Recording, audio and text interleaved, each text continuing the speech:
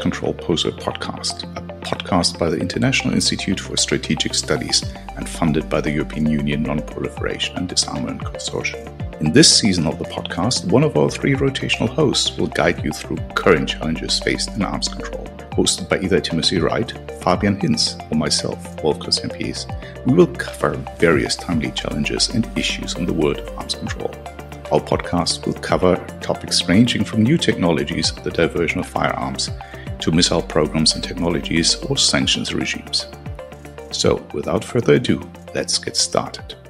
Today I'm welcoming a very special guest to the Arms Control Professor, Jim Lamson, who is currently a Senior Research Associate at the James Martin Center for Non-Proliferation Studies, as well as a PhD student at King's College London, specializing on Iranian missile capabilities, Iranian precision strike capabilities, and Iran's WMD ambitions. Previously, Jim had a quite illustrious career working for over 2 decades at the Central Intelligence Agency. So very happy to have you on the podcast today, and very happy to discuss everything related to Iran's ballistic missiles, which is a lot these days. Thanks so much, Jim. Yeah, thanks so much, Fabian. It's great to be here, and it's a real pleasure. I've been a fan of yours for a long time. Your knowledge of Iran, your knowledge of technology, and your Farsi skills all combined together has been great to watch. Thanks so much. Also happy to hear that being a former intelligence analyst, you're not just saying, oh, everything the open source community does is nonsense. We never have true insights into what governments really know, so it's always difficult to know how accurate our assessments are. Yeah, absolutely. I think there's a tremendous amount that the open source has and brings to the field. So yeah, absolutely. I'm a big fan of open source information and analysis. And now working on open source yourself must be an interesting shift. Yeah. Of course, there are some limitations I have. I mean, for example, everything I just better say right up front, everything I'm going to say is totally open source and not derived from my previous experience. But absolutely. It was a shift, difficult in some ways, but easy in other ways. I'm working on similar issues like I did in my career. So I'm familiar in general with the issues and the actors and the factors involved. But no, it's definitely a nice, fresh change to my work. A nice, fresh change to openly talk about things, I guess. Absolutely. Yes. And with the wider public. And with that, I would like to jump right into the topic regarding Iran's current missile capabilities and how much of a threat they are. And I would like to tie this to the large combined UAV, cruise missile, and ballistic missile attack that we've seen Iran stage against Israel on April 13 and 14. So what is your assessment of what happened there and how Iran actually performed? Yeah, no, I thought that was a really interesting case study, if you will, of bringing together a lot of the things that we've been watching in terms of technology, in terms of operational doctrine that the Iranians have been stating and showing over recent years. And to me, I mean, sort of a bigger look at it or a wider scope, it was one of several pattern breaks, if you will, that we've seen for Iran on these issues in recent years. In terms of it being an example of direct overt use from Iranian territory against one of its state adversaries. Of course, we saw another event related to this pattern break in 2020 with Iran's direct overt use from Iranian territory against U.S. bases in Iraq. So this to me was very interesting in terms of part of that pattern break in recent years of Iran's willingness to directly and overtly attack, in this case, Israel with a mix of ballistic missiles, cruise missiles, and UAVs. So yeah, it was very interesting to see. And something else that was interesting, I thought, in terms of the operation was how it was pretty consistent with some of the statements and actions that Iran has shown in statements, in military exercises, and in actual operational use over the past few years. So we see like a few of those operational principles being, operationalized in the April attack. For example, Iran often talks about attacking the origin as a key strategic or operational principle, punishing the attacker and imposing heavy costs, the use of combined or hybrid operations, mixing missiles and drones, firing from strategic depth, simultaneous and mass firing, and firing from different directions and routes. So those are some of the things I found interesting in the operation.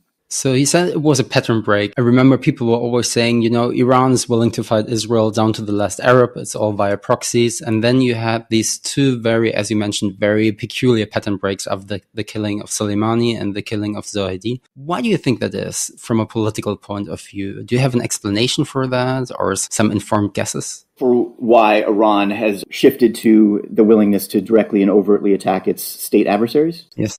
No, that's a great question. I guess one thing is I think in recent years, and there might be, small exceptions to this, but in recent years, I think, at least in my view, I see an Iran that is more confident, more capable, and more hostile than at least the recent past and perhaps ever vis-a-vis the U.S. And I think the mix of those three things, the confidence, the hostility, and the capability, even though they clearly have continuing challenges and weaknesses, as we saw in those April attacks. But I think that was maybe one of the reasons they were willing to do that, both against the U.S. and against Israel, is that increased confidence, that increased capability, and that increased hostility. And also, the Iranians, for decades have constantly stressed the importance of showing resolve when it comes to deterrence and defense and warfighting. You see this in some of the statements by people like IRGC Aerospace Commander Hajizadeh and others about the importance of not just having capabilities, but the showing the resolve to use them and as an important pillar or component of deterrence.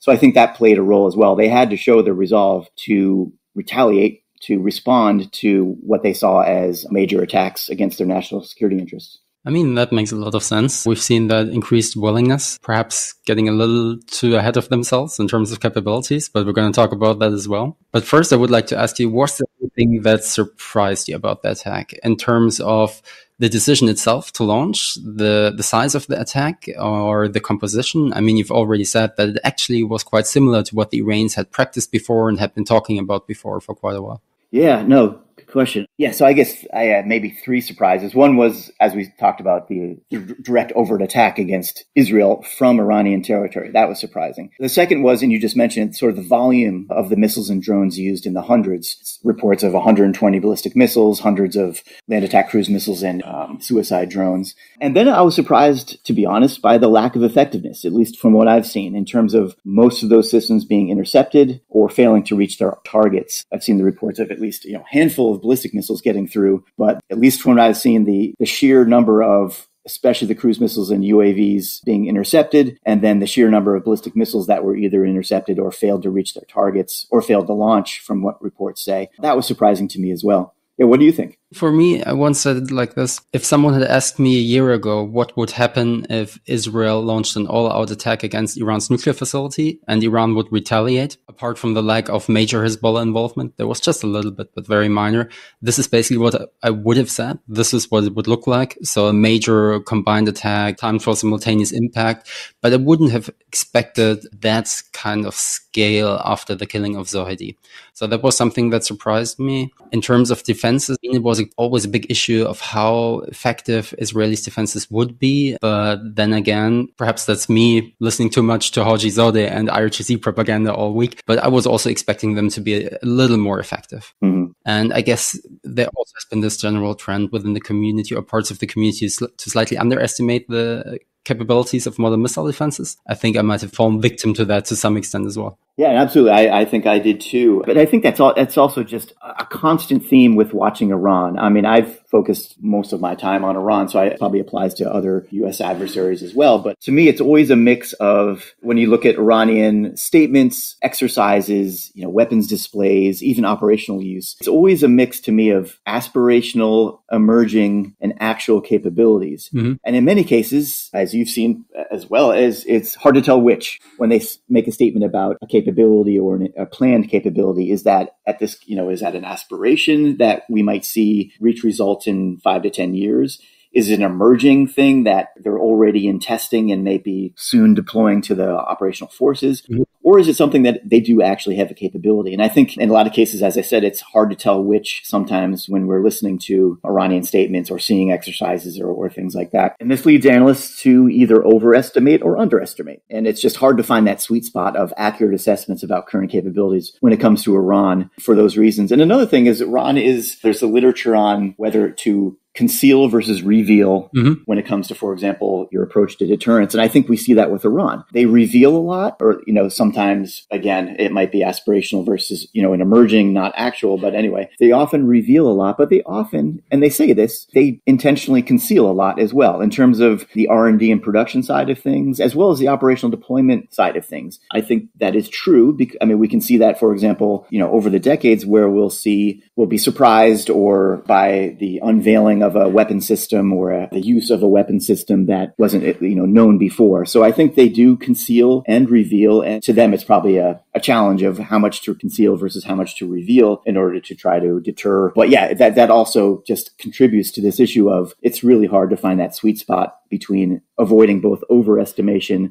and also avoiding underestimation of Iran. I mean, that's a really good point, because I'm always thinking of how many people ask the questions, how good are Iran's missiles actually? Do they work? Are these actually in service? And then sometimes you see stuff being paraded around and you don't even know whether it's in service, but they might have something that is actually operationally deployed and they only reveal it years afterwards, like some of the deniable systems we saw in Yemen, the Shahed 136 before it became infamous, the Pavé 351 Quds cruise missile. So it's always quite tricky. Yeah, absolutely. And it's always with any country, but especially Iran, it's always when someone asks you that question, I always try to, and I know you do this as well, you try to balance between the things that we see them good at or the things that we think they've made progress on or they've achieved certain things, whether it's in terms of technology or operations, but balancing that with, yes, they also have weaknesses and challenges which aren't going to go away in many cases. So it's trying to balance that narrative of not just what they're really good at and not just what they're really bad at, because you could focus on either of those. On the first hand, come to overestimation, and the other hand, come to underestimation. But it's kind of, again, looking at both those things in a combined way. Again, try to find that impossible to find sweet spot of accurate assessments. I mean, it's interesting because this duality of, Iran's missiles are 10 feet tall, or Iran's missiles actually do not work and are complete rubbish. It also gets reflected in the assessment of combat missions. I mean, if you look at stuff like the strike on Israel, there were a lot of people saying, is this the beginning of war, and overestimating the impact. There were lots of people saying, it's just symbolic, and minimizing it, at least in my opinion. So you seem to have a similar duality here. What's your assessment? What was that strike on April 13? What was the intention behind it? What did Iran want to do? That's a great question. And I guess in my view, I think it goes back to what I was saying before of I think a big factor was Iran's view of deterrence. And I think if you look at Iranian statements and, the mix of things that we've seen over time, I think there's three elements that Iranian officials constantly come back to when they're thinking of, what are the elements, the important elements, deterrence. Kind of like the West, we talk about capability times credibility equals deterrence or things like that. I think in Iran's equation, I've never seen this in a single place, but if you kind of filter and look at what they say over time, it's three big factors, and they're all interrelated. One is resolve, irade is what they're constantly talking about, what you talked about. And then capability, of course. Mm-hmm. And then vulnerability is the third element, both in terms of decreasing or minimizing Iran's vulnerability and exploiting the adversary's vulnerability. And I think you saw these three things play out in the April attack. So to me, in at least one intention or aim of Iran was to enhance deterrence, or, in their minds, try to enhance deterrence against Israel and against, and indeed against the U.S. through this operation, showing their resolve, showing their capability. I think they were attempting to show the vulnerability of Israel on this, and I think that part might have backfired. The capability part might have backfired as well with lack of effectiveness, but the resolve part was definitely shown. And I think over time, they're going to try to improve on whatever lessons they learned from that attack. But to me, that was it. The symbolic aspect, to me, that might have been part of it. But I think typically when I think of symbolism and prestige and status as a driver, I think that's typically, to me, a side effect that the Iranians or others may enjoy after something happens. But to me, maybe that was a secondary factor in it. But that's just my initial thinking. What do you think? I do think they really wanted to cause damage. They really wanted to overcome the Israeli defenses. They could have had a merely symbolic strike for much cheaper, with less effort and also less risk to their reputation. So the thing is, no one really knew how well Israeli defenses, and for me, that uncertainty had some benefits for Iran. So I was quite stunned that they would actually take the gamble, and there was always a risk that this could happen. Maybe not. Perhaps Iran's missiles could have been much more effective, but that was a risk they're willing to take, and it did not go that well, at least in my opinion. Feel free to disagree. So this is something I found quite surprising. And I'm thinking about this way, the psychological effect and showing the determination, that's a good thing. And that alone can be worth quite a lot. Mm-hmm. I'm thinking about troops in Gaza. When they fired their rockets, they had very, very little impact because of major interception rates. But then again, doing it over these ranges with a limited arsenal, if you're relying on purely the symbolic show of willpower, it's a bit of an issue. If you want to have proper deterrence, you do have to cause some damage in these kinds of strikes. At least that's my thinking. Mm-hmm. So I was wondering, has Iran's deterrence capability vis-a-vis Israel and also America decreased after the strike? What would you think? Yeah, no, that's a great point. I think if I was going to use that framework that I used before, I think, and as you just said, they showed resolve, definitely. So I think that in the core elements of deterrence when it comes to Iranian thinking, I think they check the box on resolve. But they definitely perhaps undermine themselves, especially in the vulnerability part, in terms of, being able to show that they can exploit perceived vulnerabilities of their adversaries. That clearly was not the case with all the interceptions. And the capability part, I think, was mixed. I mean, they showed things that were, as we talked about before, surprising. Their ability to, there were things in terms of technical and operational parameters that I think might enhance deterrence. Some of the things we talked about, the ability to fire, mass volume from lots of different points within the country at single targets and from different trajectories, different systems mixed together. All that kind of thing was, a good thing for their capabilities element of their deterrence. But, as we talked about, the effectiveness, especially in terms of destroying assets of their adversary or getting through defenses, or even the reliability of the systems, apparently, that is something they're going to have to work on if they want to tweak and maintain or improve their deterrence posture over time. But as Hajizadeh and others have said, deterrence is like riding a bicycle. I think you had raised this earlier, that not just static. You don't just achieve deterrence and you're done. You have to constantly find ways to fix it or improve it or enhance it. And I think Iran has some work to do in terms of fixing or enhancing at least the capability aspect and the vulnerability aspect of the deterrence framework, if you will. I love this. Deterrence is like a bicycle. You always have to move ahead. So my next question to you would be, in what direction is the bicycle going to go? The bicycle of Iranian deterrence. Say, over these distances, it just doesn't work. We need to put all our eggs into the Hezbollah basket in order to overwhelm them. Are they going to go all in on hypersonics? Are they going to say, okay, our conventional deterrent is pretty inadequate. We're now going to move more towards the nuclear side of things. Some people have said that. Some people have disagreed. What's your take on that? Yeah, as they ride the bicycle or fix the parts that just fell off the bicycle, I think it's going to be all those things. Another sort of strategic operational principle that you'll see Iranian defense and military officials talk about is tanavo, the diversification of not just systems. I think that can apply to their approach to deterrence. So I think it's going to be all of those things. And we've seen that already. Their reliance on their own capabilities that would be fired from Iranian territory. Their reliance on the axis of resistance partners and enhancing their capabilities, like you have written a lot about. I think that is going to continue to be a critical pillar. And the hedging aspect, I think, is something that we've seen and will continue to see. And the hedging apply to not just the nuclear realm for their Iranians' perceived advantages or benefits that it provides to both deterrence and compellence, but also, and you've written about this as well, that hedging related to SLVs, the space launch vehicles, that is, one could say is overt hedging related to ICBMs or at least IRBMs, and hedging in other ways. I would, in my view, what's the very limited information that's out there on their CBW intentions and capabilities, I think to me is a version of hedging. There's the State Department, for example, has talked about their concerns that Iran is maintaining an on-demand capability for CBW. That is the ability to weaponize if a decision were made, similar or analogous to the nuclear hedging, perhaps. And then the last area of hedging, and I think this is probably the weakest, but I think is perhaps ASAT, anti-satellite technology. It might be an area of unintentional hedging, if you will, but, Iran, various analysts and government agencies have pointed out that Iran over the years has developed areas in its space program that are at least theoretically applicable to direct descent ASAT capability,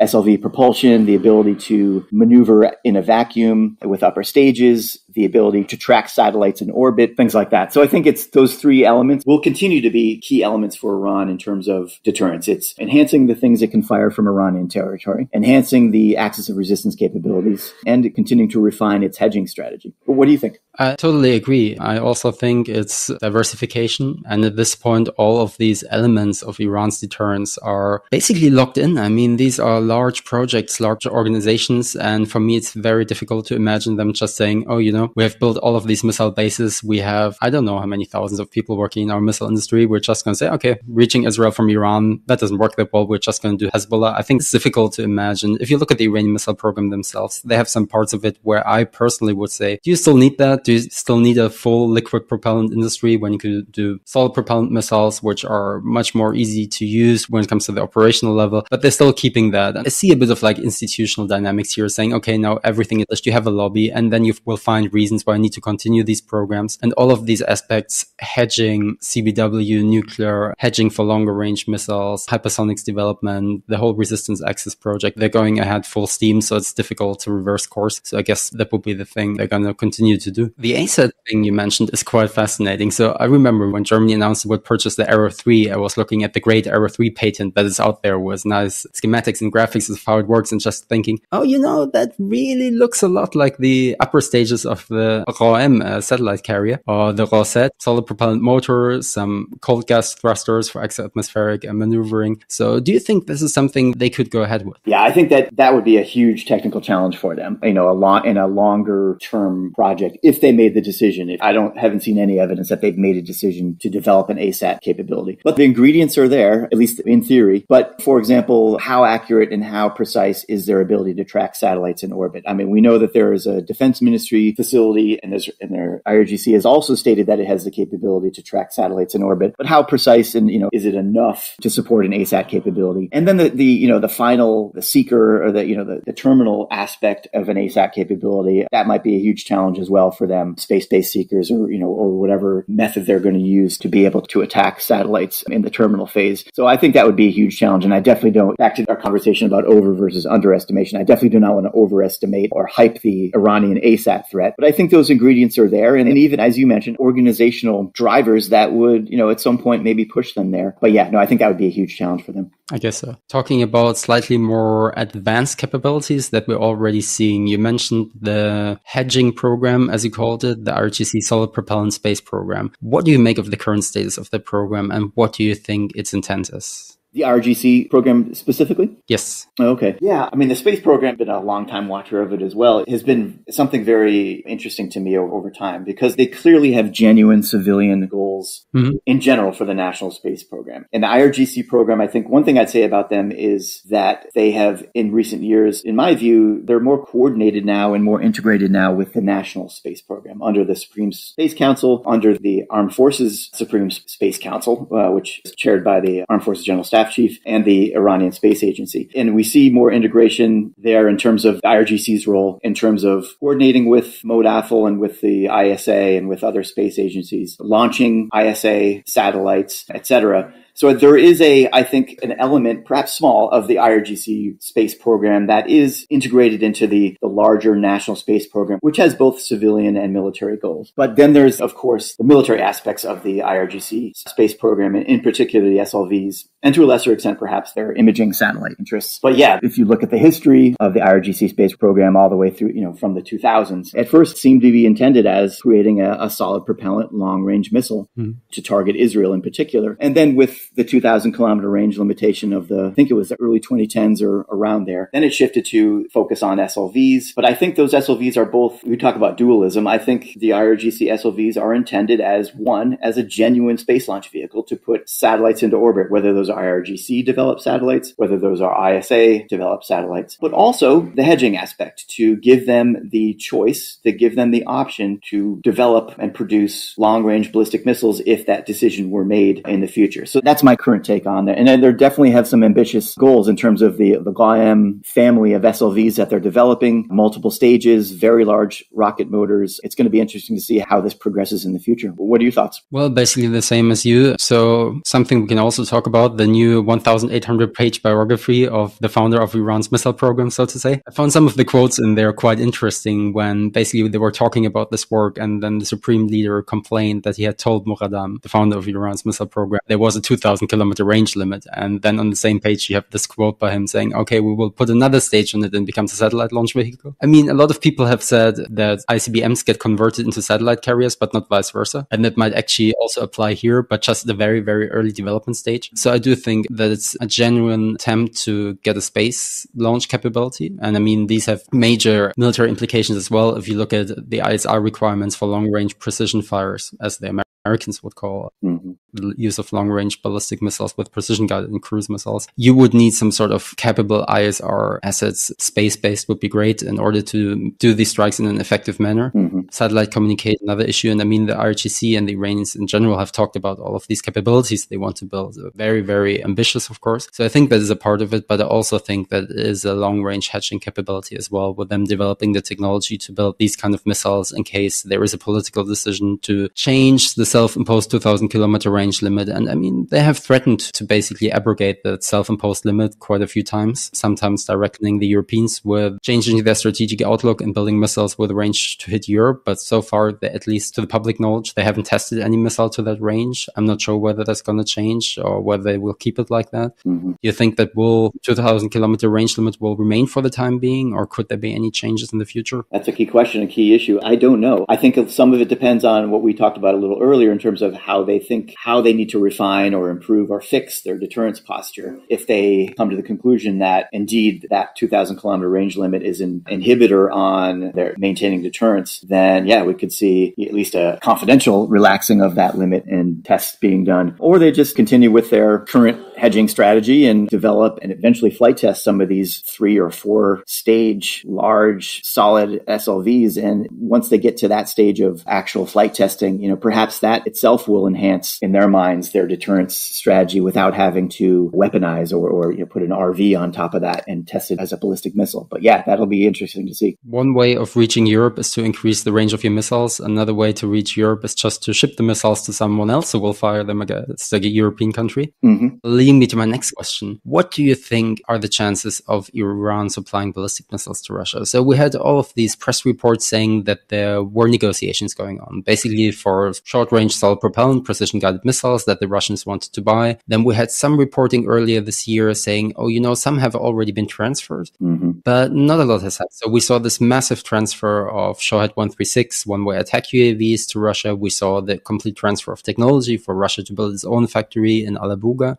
But we haven't really seen ballistic missiles being transferred. What's your assessment of how likely that's going to be and what impact it might have on the war in Ukraine? That's a little outside my lane of expertise, but my initial thought is, one, definitely, to me, that was in general, Iran's provision of strike weapons and other weapons to Russia was another pattern break, if you will.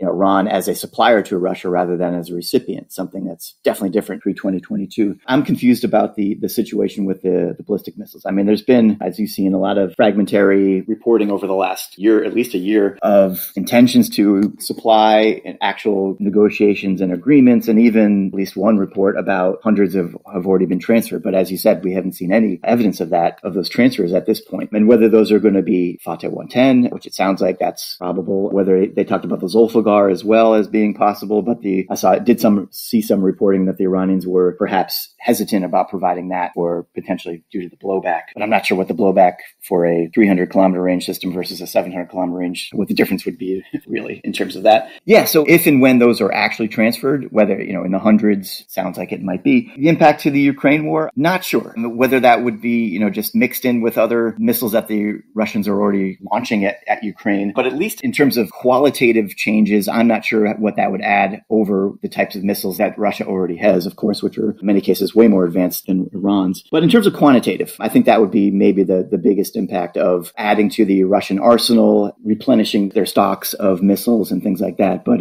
yeah, I'm not sure qualitatively if it would lead to a big difference in the war, but definitely not my area of expertise. What do you think? Basically agreeing with you. I think the main issue would be quantity. Iran's production capability being leveraged for the Russian war effort and just expanding Ukrainian interceptor missiles. So basically that'd be the main reason if I was Russia for me to acquire Iranian ballistic missiles. Of course, there would be other issues that would complicate transfers. The Iranians just being very difficult negotiation partners. There were these leaked documents, which in my opinion are quite credible, saying that the Iranians demanded very, very high prices for the Shahed 136, basically almost $200,000 per piece, which should be almost 4 times the production costs. So I'm not sure what they would demand for ballistic missiles. Then you would have to train the crews in a completely different system that would complicate things. But still, I'm unsure why the transfer hasn't happened. I've heard and read different things saying the Iranians are just annoyed that their fighter jets haven't arrived yet, which they ordered, the Sukhoi Su-35. I've seen other sides,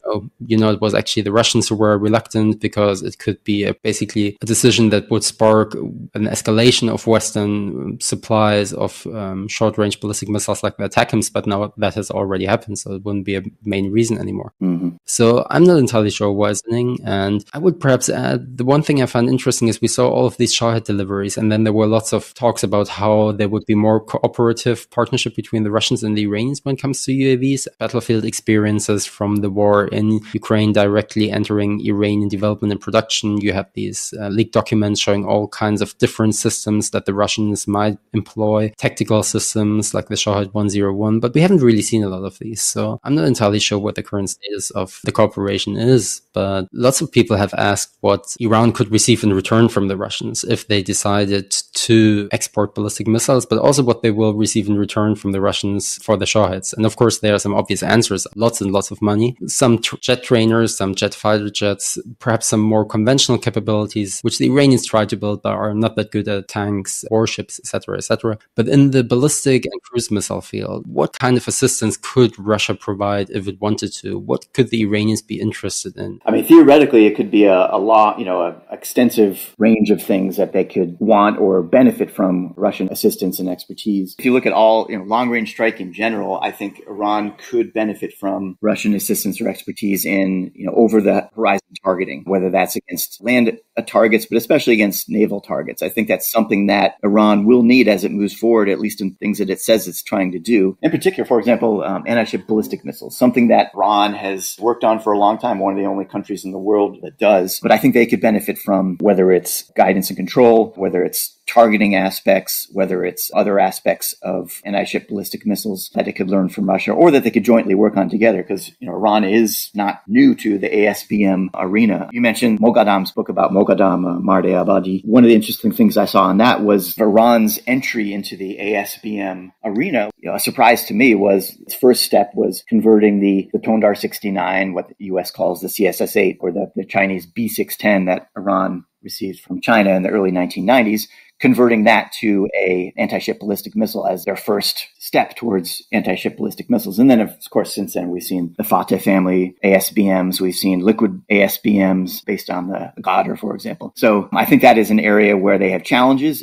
but an area of high concern that they could definitely, or at least in my view, benefit from Russian technology and insights, technical and operational insights. But I think other way, Russia could benefit from Iran in ASBMs as well in terms of Iran's own experience, but also the experience of Iran's axis of resistance partners in using ASBMs operationally. I'm assuming that Iran is gaining technical and operational insights from the Houthis' use of these systems, both the successes, if limited, as such, and the challenges that they've had in terms of, for example, being able to hit ships at all from long distances. But I think that Iran's own experience, technical experience and operational experience and exercises, etc., and the experience of the axis of resistance partners, transferring that or sharing that with Russia might be of interest to the Russians as well. What do you think? I would agree. I think these are all areas where cooperation could work out. Another area, or perhaps not even an area, but just troubleshooting could be really interesting. Just gaining access to very, very experienced Russian engineers who tell the Iranians, okay, we've seen this problem before. We have been there 30, 40 years ago, 20 years ago. And then helping the Iranians not by transferring a concrete capability, but just by helping them. I think that could be quite interesting. In terms of concrete capabilities, one thing I'm always thinking about is supersonic anti-ship cruise missiles. So the Iranians seem to have been working on this quite a while. I mean, we saw wind tunnel models of supersonic anti-ship missiles already a long, long time ago when Shamkhani was still Minister of Defense, I think. Then there were these reports about the Iranians trying to get some of these, or at least parts of these, from Ukraine. Then there were some statements from the Iranians saying, oh, we're actually working on such a missile. We're testing it. They've shown us ramjets and everything. I mean, that's an area where the Russians are quite competent. So I could see an area that's quite important to the Iranians and their non-state allies. So I could imagine that could be an interesting avenue for cooperation as well. Absolutely. And in propulsion, cruise missile propulsion in general as well, you mentioned ramjets, of course, for the supersonic. I think Iran could also benefit from, as you put it, I think it's a great point, troubleshooting in terms of some of the engines that Iran has tried to reverse engineer and develop itself, turbojet, turbofan engines, including turbofan engine based on the R95, the Russian turbofan engine that is used in the AS-15 LACM that Iran apparently is trying to use in its own long-range cruise missile. So I think whether it's technologies, whether it's troubleshooting, whether it's sharing expertise from the Russians on turbojet and turbofan propulsion, I think that would be an additional area in terms of cruise missile technology, in addition to the supersonic and ramjet technology that you mentioned. So building longer range and more survivable cruise missiles, both for land attack and against anti-ships, quite the prospect. Absolutely. Now, regarding a different topic, Iran is currently escalating its nuclear latency models with basically unprecedented levels of enrichment. And one thing I get asked a lot is basically whether Iran would have a nuclear delivery vehicle, or how long it might take Iran to get a nuclear delivery vehicle in case it decides to build a bomb and it actually builds a bomb. Mm-hmm. What's your assessment of that one? Yeah, that's a tough one. Yeah, I've seen experts or analysts or commentators say it would take anywhere from months to multiple years to successfully develop and integrate a nuclear warhead on a ballistic missile. Of course, we have the precedent of the Ahmad plan in the late 90s, early 2000s. If you believe the authenticity of all those Ahmad plan documents, which I do personally, it is something that they apparently made progress on. That is that the project to install the nuclear device from the Ahmad plan program into an RV that would go on, at that point, the Shahab 3. So there's all that expertise, that documentation, perhaps hardware left over from that effort that they could use as the basis for, if they did make a decision to do so, to weaponize. However, how much has that expertise gone away in 20 years? How much of those documents are still relevant or even in their possession based on, the Israeli pilfering of those documents in 2018, or a lot of those documents in 2018. And there's a lot of not just tangible technology, but intangible technology. Mm-hmm. And, that is going to be involved in trying to do that. So to me, it's going to take, if I had to guess, it's going to be several months, if not multiple years, that it's going to take them to, again, if they make that decision, to reliably install a nuclear warhead on a ballistic missile. But, if they go other routes in terms of gravity bombs or more simpler designs that are going to be delivered by an aircraft, I guess all bets are off on that. But in terms of weaponizing a nuclear warhead on a ballistic missile, to me, that got to be several months, if not years, to do that. But I could be totally wrong. And then also, it's an issue of, what missiles are going to decide to do that with. At this point, Shahab 3 might not make any sense, and maybe it's even been retired, at least in the form that it was being worked on in the early 2000s or late 1990s. So we're thinking, this is going to be a Goddard system, liquid system. Are they going to use a solid system, one of the IRGC systems, or the Ashura, the Sajil of the Ministry of Defense? And whatever system they choose, of course, is going to be a factor in how long it takes to convert a warhead to be deployed on the missile. If it's a process and a system that's going to be very, very different from the Ahmad plan experience, perhaps it's going to add more time and create more challenges. If it's something like the Goddard, that's of course based on the Shahab 3, maybe that'll help, decrease the time it would take. But that's a very difficult question, but an important one. What do you think? It's a very, very difficult question. I mean, personally, I wouldn't want to make any estimates. I just have no idea how. There's just way too many unknowns. Did they work on some of these aspects? Did they continue work in secret? Did they cooperate with some foreign entities, some foreign countries? We're talking about stuff that probably would not be that traceable. So it is a very difficult question. But I mean, for me, the important thing is they have the missiles with the ranges. Yes. They can be intercepted, as we've seen, but I mean, these work, so one has to take the prospect at least seriously. Yeah, absolutely. Predicting the future on this is impossible, but I think also in terms of operational doctrine, if I was to predict how they would be used, and you get to the issue of defenses against them, if you extrapolate their current conventional long-range strikes operational doctrine into how nuclear weapons might be used in the future, which it might be in error, but if you were to do that, they would definitely, I would think they would be firing a nuclear-tipped missile along with perhaps dozens, if not hundreds, of other conventional systems in order to, not just launch one or two nuclear-armed MRBMs or even SRBM in the conflict scenario, but the hybridization, the Tarakibi of their operational doctrine would probably mix the nuclear missiles being launched within a whole range of other systems in order to perhaps enhance its survivability during flight and get it to its target. But yeah, that's all speculation at this point. I mean, looking at the performance of them in the April 13th strike, if you want to have a warhead that you really want to reach your adversary, you probably have to launch a large combined attack. Mm-hmm. Otherwise, if you go full in on the hypersonics and it actually works, So mentioning hypersonics, what do you think will be the future trends within Iran's ballistic missile program? What do you think will be the next big priorities? What big priorities within Iran's missile program can you already see that they're working on? And related to that, how successful do you think they're going to be in the field of hypersonics? Because we know hypersonics is very, very complicated. Even highly developed countries are struggling with this concept. But at the same time, the Iranians seem quite determined to develop that technology, at least on the outside. Yeah, absolutely. I think going back to something we mentioned earlier, I think hypersonics for Iran, both in terms of what it's shown, it's ballistic missile based and the cruise missile based that they've shown and talked about. To me, it's kind of in that aspirational emerging area. And in my view, not at the actual and not even close, perhaps, to the actual, maybe apart from very rudimentary. But I think to me, like other things we've seen them in the past, like that they've taken on these long-term challenges, technical and operational challenges, like with ASBMs, for example. So I think it's something that they will continue to do. And I think it matches nicely with some of the operational technical parameters that Iranian officials have stated as important over time. Mm-hmm. And one of those, and it's not new, but one of those parameters that they've pushed in recent years is maneuverability for its weapon systems. And I think hypersonics, at least one aspect of them, blends nicely with that long-range defense industry or weapons development goal of enhancing maneuverability of its weapon systems, in this case, hypersonic missiles. And of course, the ability to maneuver at high speeds within the atmosphere. That would be something that, again, it's kind of at the aspirational emerging area, but something that I would be confident that we will see results of this in the next, 5 to 10 years. It might take them a while based on what you just said, that the huge technical challenges that they face. But that is one I think matches nicely with their technical parameters. Penetrability, maneuverability, surprise is another universal, but something that they always talk about in terms of one of their key operational parameters. And a quick response is another operational parameter that they have stressed as increasingly important in recent years. So I think because the hypersonics at a strategic level and, as you mentioned before, at an organizational level makes sense, and it's in Iran's interest and it's in the interests of these organizations to increase their resources and their relevance and their independence from an organizational interest standpoint.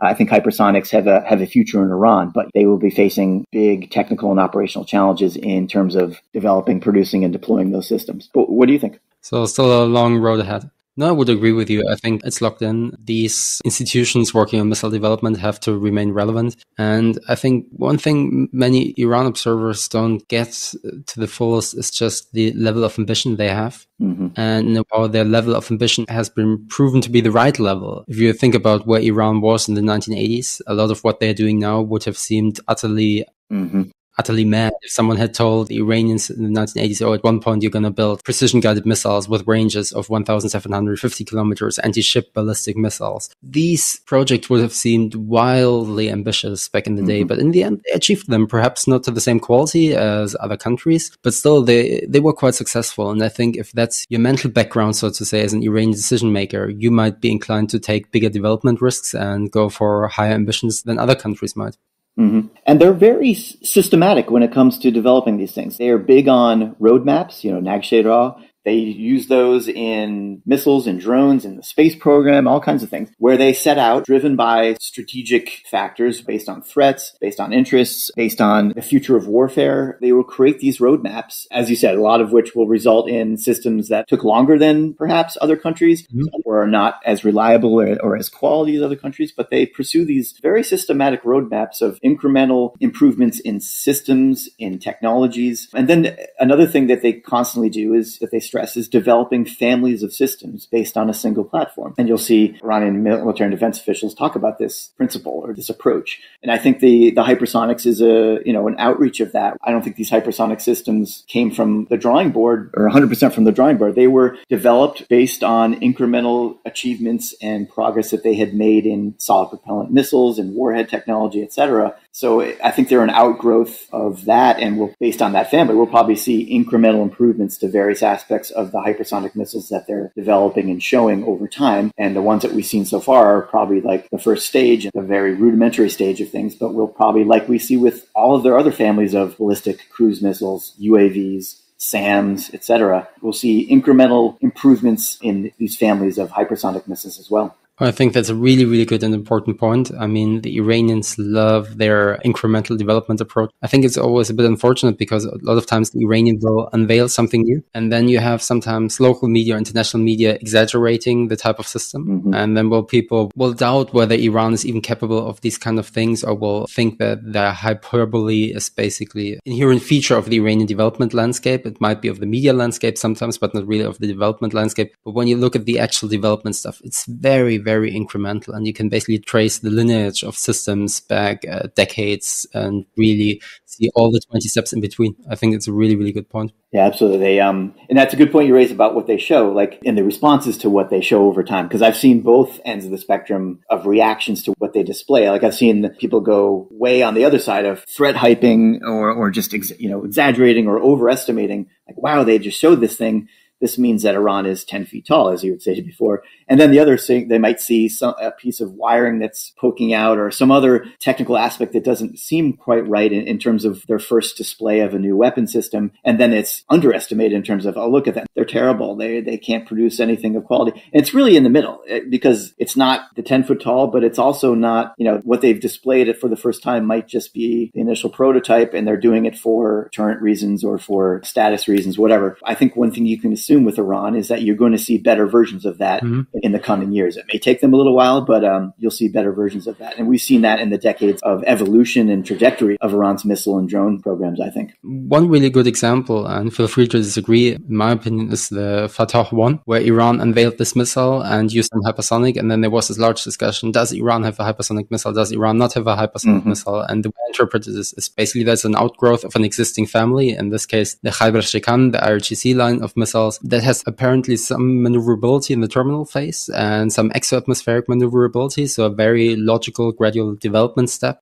But then again, the discussing between these two extremes. Would you agree with that characterization? Absolutely. No, I think that's a great example of first display of a weapon where we saw both. I think I've seen both reactions. This is fake, or this is a bad quality hypersonic system. And the other side of, wow, look, Iran is a hypersonic power, whatever that means now, and we really need to be concerned. It's somewhere in the middle of those two ends of the spectrum. We already alluded to the new 1,800-page volume about Hassan Tehrani Moqaddam, the founder of Iran's missile program, who died in a mysterious explosion in 2011 while working on large solid propellant motors. I know we both have been trying to work through the book slowly. So far, what is your biggest insight you've gained from the book? Because it's quite interesting because it's based on interviews with high-ranking IRGC officials, so it's quite credible information, and they're surprisingly open about some things. And I would like to know, is there something that blew your mind in there? Yeah, no, it's been, I've been flogging through it as you have. No, it's amazing. A lot of different threads in the book were ranging from interesting to surprising to important, I think, in a lot of cases, both on the origins of their missile and even other programs are mentioned in there, not just ballistic missiles, but there's mentions of UAVs and SAMs and rockets that are, I think,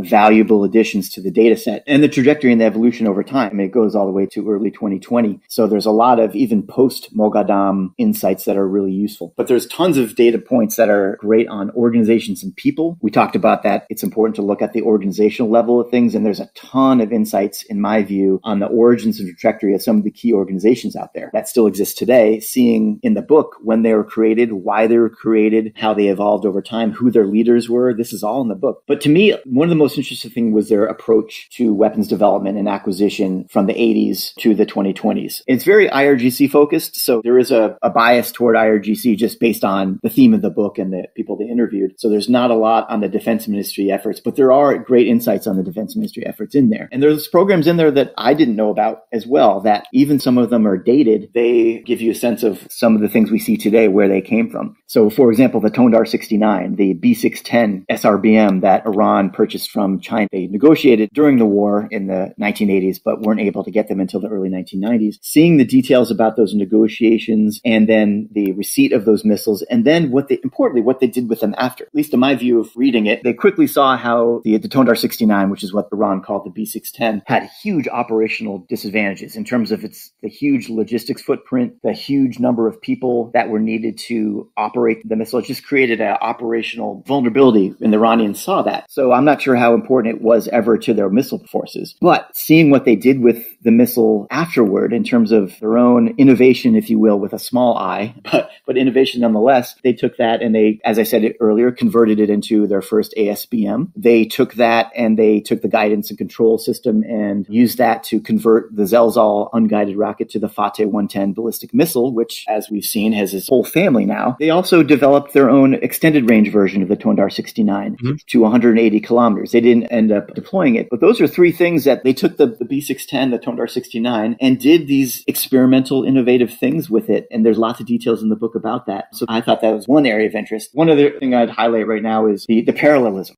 that you see throughout the book, all the way from the 1980s, of parallel programs, parallel organizations pursuing weapon systems. The great example from that 1980s, where there's more detail in the book, is on the long-range artillery rockets. In addition to the Scud-B that they were trying to get from Libya and North Korea later, they were actively pursuing long-range solid propellant rockets to be able to support their strategy of Mogabale Bemesl, the retaliation policy. So they didn't just decide, hey, this organization is going to do long-range rocket development. They had at least 4 different programs going on at the same time in parallel by different organizations, at the strategic level, probably to minimize risk and to increase the probability of success. And at the organizational level, you can see this perhaps as organizations interested in being part of this, being relevant and getting the resources to be part of this important effort to be part of Iran's retaliation strategy and to play an important part in the war. So you had the Naziat program, you had the Sedjil program, which was apparently by the IRGC ground force, a separate rocket program. You had programs by the IRGC Air Force. You had other programs by the Defense Ministry. You had a whole set of long-range programs that were all intended to come up with a rocket. And interestingly, the Jihad engineering folks were developing their own Mojtame series of rockets. So that parallelism, I think, is just one case of parallelism that we see that decades later. We see that in the parallelism between the Defense Ministry and the IRGC on developing separate ballistic missile programs, separate cruise missile programs, separate UAV programs. And then in recent years, we've seen the Artesh join in more actively in terms of developing their own cruise missiles and UAVs, for example. So that parallelism that we've seen in Iran's approach to weapons systems development, especially for high priority weapon systems, is something that you see the origins in this book in the 1980s and 1990s, and we still see that today. So those are just a couple things I saw in the book. What are some of the things you saw so far? You're right about that. It's quite fascinating because on the one hand, you could say most of the stuff is about developments that are long gone, that are not that relevant, but you basically see how everything got formed and how the institutional DNA of Iran's missile program got formed. And so fascinating, as you say, the parallel programs. And to me, the Tondar 69, and perhaps to explain for our listeners, it's basically Iran got this missile from the Chinese, which is a ground-to-ground version of the Soviet SA-2 surface-to-air missile. So the missile that shot down U-2s over Cuba and the Soviet Union. So it's an absolutely terrible weapon system. It doesn't even have a truly road mobile launcher. The range is very limited. And for me, there was always, okay, Iran purchased that in the 1980s because they had nothing else they could purchase. It's strategically completely insignificant. It's probably in storage or out of service even. But now you realize it had this very, very key function in developing Iran's missile program. And you can see the influence of that missile to this day, the way that Iran's precision-guided solid propellant rockets function, relying only on fins on the top, very different from the way other missiles of that range category function. So that is quite fascinating. There were a few other interesting things for me. So, for example, that they talk about how the missile program actually suffered from financial difficulties in the early 1990s, but that this then changed when they got the special fund that was basically supervised by the supreme leader. The way I understood is that from this point on, the missile program was under the direct control of the supreme leader, which is quite interesting. Whereas quite a bit with statements we've heard from RGC officials saying, oh, we had this meeting with Khomeini and he instructed us to do that. And you never quite know, is this exaggerated propaganda aiming to show how great the supreme leader is and showcases strategic wisdom, or is that actually how it works? And I think that's an argument in favor of Khomeini, the Iran supreme leader, having quite a bit of operational influence on the program. Another thing I found quite fascinating was the development of Iran's first equipped with terminal guidance solid propellant missile, the Fateh 110, where they basically had development projects. One was entirely Iranian and the other one used the services of Ukrainian scientists.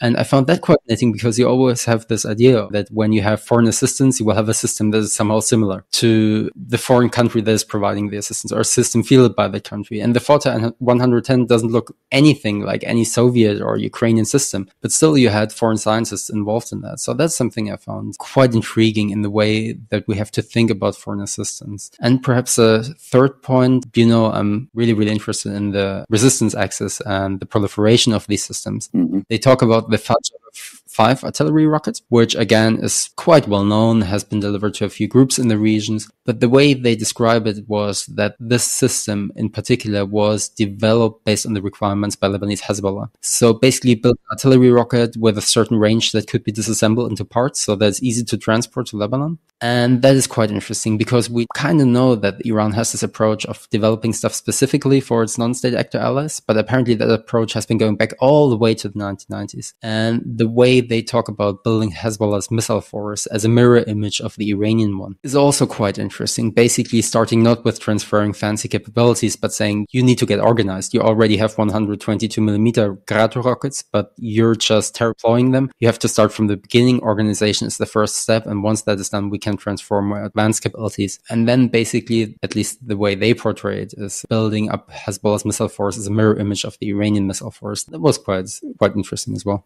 Yeah, absolutely. And one other thing that jumped out to me was their willingness to take experimental risks or to do experiments that may or may not ever be deployed as an operational capability. And we saw the ship launch of the Shahab 2 from the Caspian Sea they had a lot of details about that in the book. It looks like it occurred around 1998 or so based on the book. So there is an interesting example of them not just pursuing the technical aspects of improving ballistic missiles or other weapon systems and the technologies, but also constantly looking at ways to improve the operational deployment or operational use of them. And it was an interesting case. They apparently took a Shahab 2, a Scud C, onto a barge in the Caspian Sea and launched it towards Semnan, hundreds of kilometers away. And apparently it was successful. That was not intended, at least at that point, as a deployed system, but they were definitely interested in developing the key technologies that were needed for that. For example, they talk about a stabilizer component or technology that was really a challenge and important to doing this because you're on a ship that is going up and down. How do you fire a very dangerous liquid propellant ballistic missile from the surface of a ship? But then you see that 20 years later when they fired the solid propellant, I guess it was the Desfool or another solid propellant missile from platforms of ships in recent months as well, as perhaps an experiment as well. But again, something you saw, at least the idea back in the 1990s, you see outcroppings of it decades later. So I thought was interesting. And I really like how you talked about the institutional DNA, because you see that with IRGC organizations, you see that with some of the key defense ministry organizations like Shahid Hamad Industries Group and also Shahid Bakari Industries Group. You see the origins and the people involved in creating those organizations that are still important today in terms of ballistic missile and other weapons development. I love the ship launch Scud episode because now it sounds like this very, very 1990s, early 2000s American national security scare that you could have an Iraqi, an Iranian or North Korean Scud missile on a container ship being launched at the continental United States, but might have been based on real intelligence of the Iranians doing that test. American services apparently detected that particular launch and then were quite concerned. Yeah, exactly. And the Iranians in the book talk about how it was raised in a congressional testimony, which you can find online. It was a senator raised it in 1999 in that context that you just mentioned. I think this was in the time of the Rumsfeld Commission where the focus was on, what are the threats to the United States, the continental United States from adversary ballistic missile programs. And they raised that, just as you said, as an example of back then we need to be worried about Iranian container ships off the coast of the U.S. firing nuclear-tipped ballistic missiles at the continental U.S. Again, overestimated or hyped at that time, but as you said, it was at least based on a concrete experiment that the Iranians did. Well, I would say, finally, is there anything you would to mention that we're overlooking when looking at Iran's missile program, or anything that we're misunderstanding? Anything that you think is quite relevant but doesn't really get the attention in the discussion of the program it deserves? That's a great question. I think one thing that I would say, and it gets back to this parallelism issue, but close watchers, I don't think make this error, but I think other watchers in general of Iran and its missile and drone programs make this error, is that it's all the IRGC and it's all the IRGC Aerospace Force. And I think that has been the case in the past. They're definitely the tip of the spear when it comes to long-range conventional strike. And I think in some ways they are, or most ways they still are. But it's the addition of the other IRGC organizations, the Navy and the Ground Force, as well as the Artesh, all of their services, forces pretty much involved in increasing roles in not just the operational deployment of ballistic missiles as well as cruise missiles and drones, but also back in the also roles in the R&D and the production aspect of these systems. I think that's something we've seen over the decades, but I think definitely more apparent to me now, other than the Aerospace Force services involved in R&D and production as well as operational deployment. And then, of course, the Ministry of Defense is still a critical player in the R&D and production aspect as well. So whether that is driven by strategic thinking by the Iranians of diversification of forces, diversification of systems, decreasing risk of failure and increasing the probability of success in these programs, or is it also driven by organizational and individual factors as well, of these organizations wanting to be more relevant, getting more resources,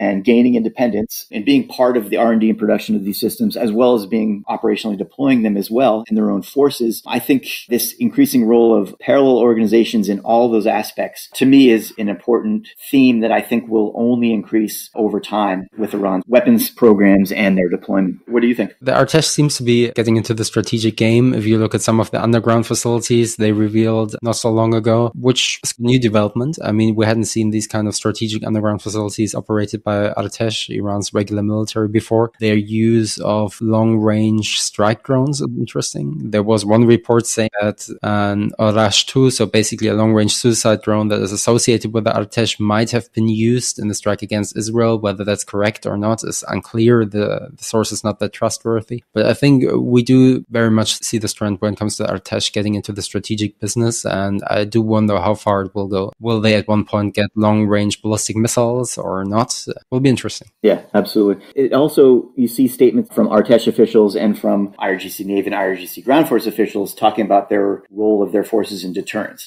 Like, I think in the past, it was kind of like they were important in terms of their role if and when a conflict breaks out, especially to defend Iranian territory. But I think more and more, they're explicitly saying that our organizations and our forces and our weapons are important to Iranian deterrence. It's not just the IRGC Aerospace Force anymore in terms of deterrence, but it's these other forces wanting to be seen as playing a role in not just warfighting, but also deterrence. But I think the organizational missions of these organizations, of course, will be a factor in how much they do or don't play a role in some of these more strategic long-range missions. You know, for example, the ground force of the IRGC and the Artesh, they do have ballistic missiles now, but they're, of course, the Fatah 360 of a shorter range, I think about 120 kilometer range ballistic missile. So I think that aligns with their operational mission. That seems more of a operational or tactical system. Ballistic missile nonetheless, but it is perhaps more relevant deterrence by denial or warfighting. And Artesh officials have talked about the importance of the 300-kilometer operational depth of the enemy as being a key thing to target. And I think those and other systems that the ground forces, for example, are of the IRGC and the Artesh are deploying are important to that operational depth, if not strategic deterrence, in my view. It's interesting to see in that theme. You also see the Artesh, the ground force, Havani Ruz, the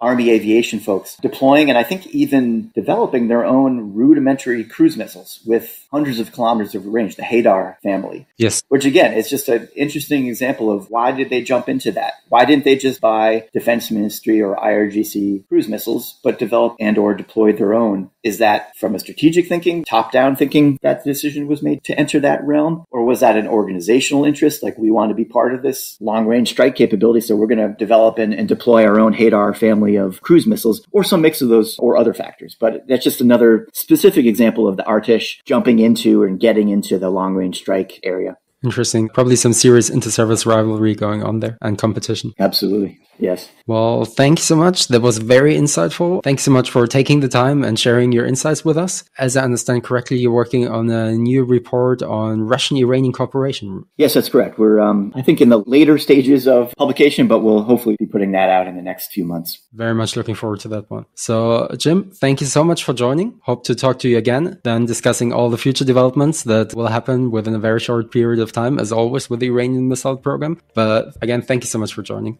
Absolutely. It was a pleasure. And it's always great to talk to you about these issues. And thanks very much for having me. Thank you so much. So that's all we have time for today. So thank you so much to our guest for sharing expertise and knowledge with us. And thank you all for listening. We hope you enjoyed this episode. For more information, visit the IISS website. And as always, be sure to follow the IISS on Twitter and LinkedIn, where IISS analysts will be sharing the insights and quick takes. You can find more information on the topics discussed in today's episode on our show notes. Please do follow, rate, and subscribe to the Arms Control Pulsar wherever you listen to your favorite podcasts to keep up to date with all the latest episodes. Thank you, and until next time.